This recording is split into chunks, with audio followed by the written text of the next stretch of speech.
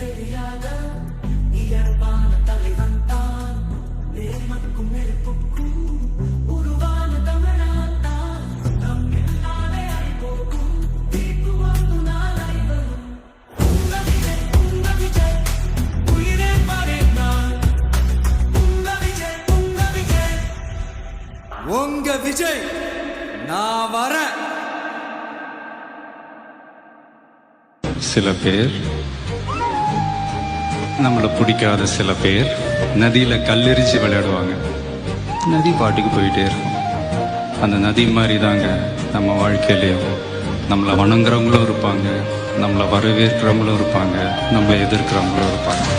நம்ம வேலை நம்ம கடமையை செம்மையாக செஞ்சுட்டு அந்த நதி மாதிரியே போய்கிட்டே இருக்கும். அவ்வளோதான் matter. Kill them with your success, bury them with your smile.